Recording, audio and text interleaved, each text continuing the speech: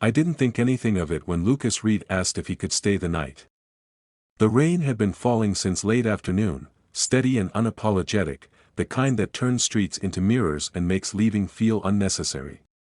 His car was in the shop, my apartment was closer than anyone else's, and I had an extra key on the table like proof that nothing about this was complicated. At least, that's what I told myself. That I'm Ethan Miller, and at the time, my life felt carefully arranged.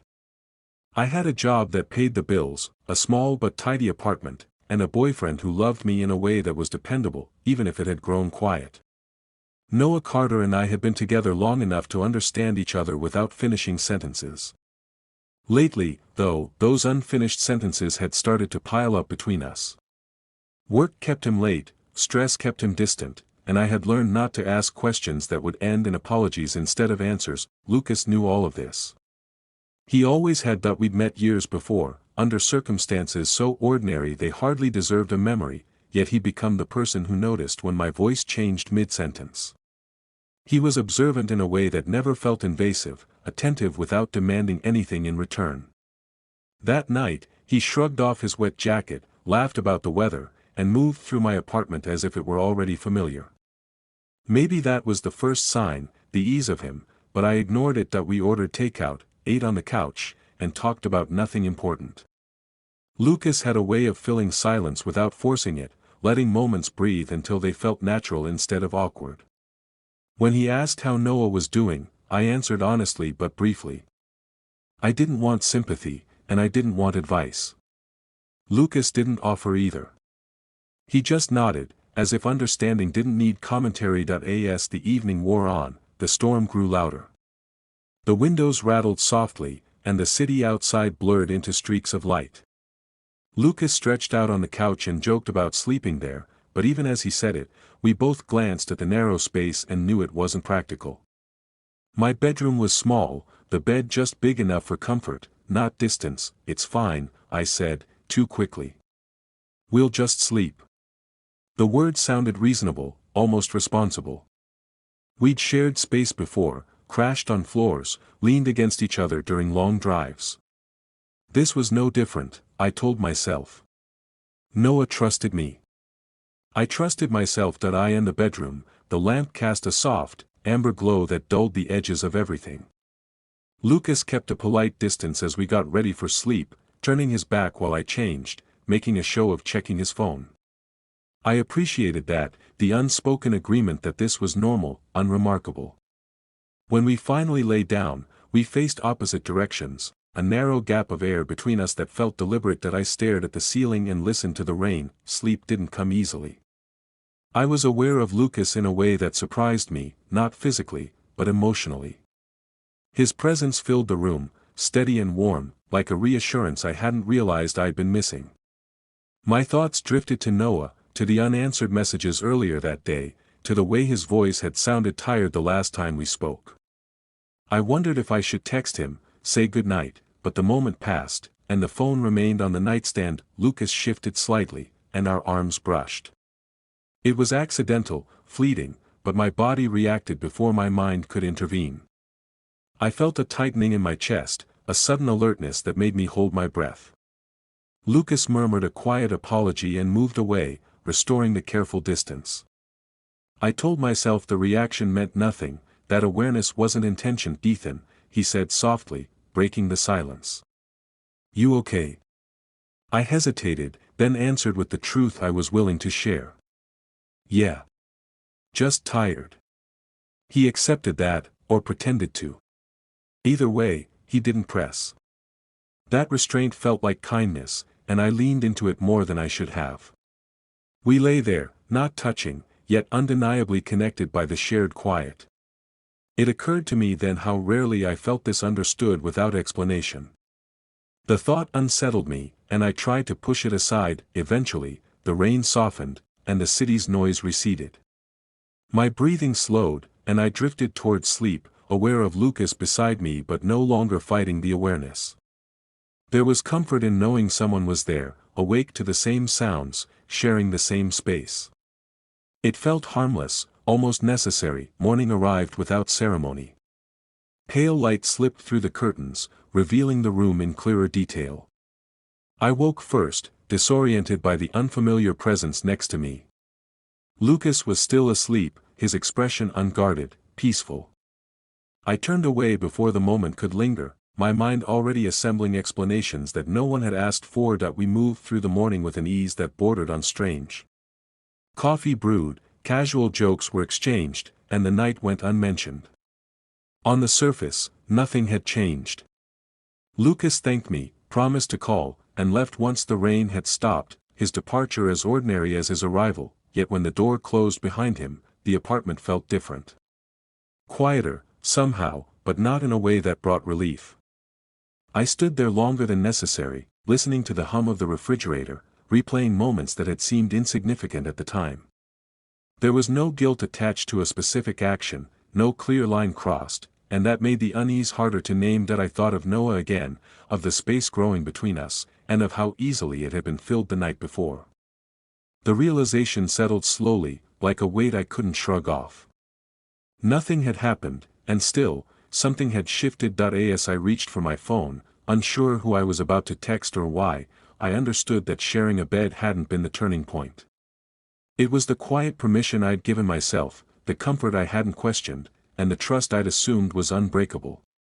And for the first time, I wondered how much could change without anyone ever touching at all. The days that followed were ordinary in ways that felt rehearsed. I went to work, answered emails, and nodded through conversations, but a thin layer of awareness clung to everything I did. Lucas Reed hadn't done anything wrong by leaving that morning, yet his absence pressed on me more than his presence had. I told myself that was natural, that shared space always leaves an echo, but the explanation sounded hollow even as I repeated it. Noah Carter called that evening, his voice tired but affectionate. He apologized for being distant, for missed dinners and delayed replies, and I assured him it was fine. The words came easily, too easily, and that unsettled me. As we talked, I noticed myself measuring his tone against Lucas's quiet attentiveness, a comparison I hadn't intended to make. When we hung up, I stared at my phone, disappointed in a way I couldn't justify. Lucas texted the next morning. It was brief, casual, a simple thanks again for the place to stay. I responded just as casually, matching his restraint. That should have been the end of it, a polite closing of a moment that didn't need revisiting. Instead, the conversation stretched, one harmless message leading to another. We talked about work, about nothing, about everything that didn't require vulnerability, until it did. He asked how I was really doing. The question landed heavier than it should have. I typed, erased, and typed again before answering honestly. I admitted I felt unsettled, disconnected, unsure why. Lucas didn't rush to reassure me or redirect the conversation. He listened, even through text, offering understanding instead of solutions. That patience drew me in, and I felt a quiet relief I hadn't realized I was seeking. Over the next week, Lucas became a constant presence in my thoughts. We didn't see each other often, but his messages threaded through my days, small check-ins that felt intimate without being intrusive. I started to anticipate them, to feel a lift in my mood when his name appeared on my screen. When Noah texted, I responded with care, but the excitement wasn't the same, and that difference gnawed at me. I told myself I was allowed to have friends, allowed to feel supported. The justifications stacked neatly, each one reasonable on its own.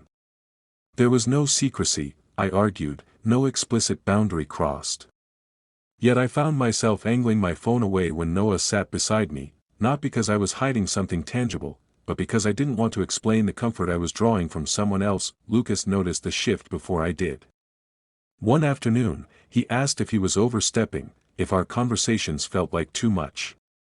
The question should have been my cue to pull back, to restore the balance I'd let tilt. Instead, I assured him he wasn't, that I appreciated having someone who understood. Saying it aloud, even through text, made it feel true, and that frightened me. The distance between Noah and me widened in subtle ways. Our conversations grew polite, careful, as if we were both avoiding a topic neither of us could name. He sensed the change, I was sure of it, but he trusted me enough not to accuse.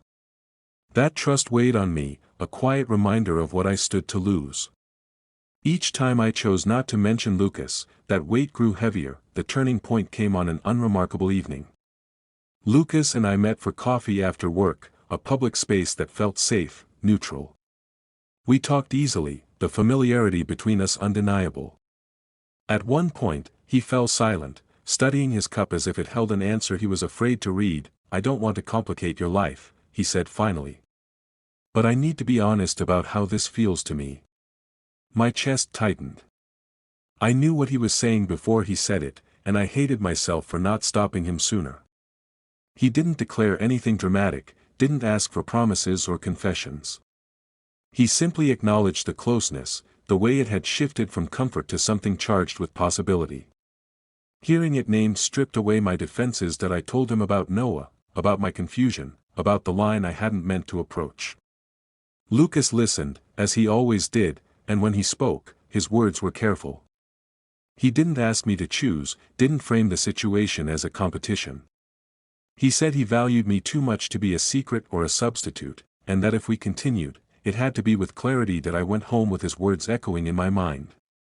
Noah was there, waiting with dinner already prepared, a small gesture that felt monumental in its timing.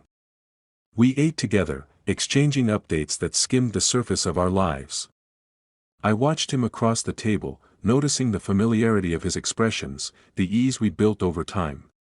The contrast between that history and the intensity of my recent feelings left me unsettled. That night, sleep eluded me. I lay awake, replaying conversations, examining intentions I'd ignored. I understood then that infidelity wasn't always marked by a single, undeniable act.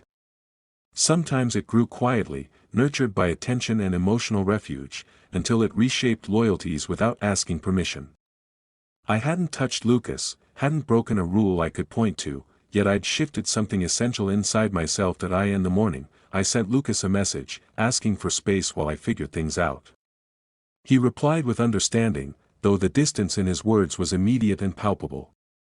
I turned my phone face down and sat with the silence, knowing it was necessary even if it hurt. Later that day, Noah reached for my hand as we walked together, a simple gesture that carried years of shared trust.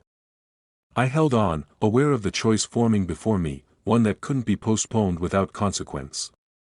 I didn't know yet how honest I would be, or what honesty would cost, but I recognized the moment for what it was. The bed we'd shared had been innocent enough, but it was the space I'd allowed afterward that mattered. As I stood there, caught between comfort and integrity, I understood that what changed wasn't just my relationships, but my understanding of myself. And whatever came next would demand more than silence to set it right.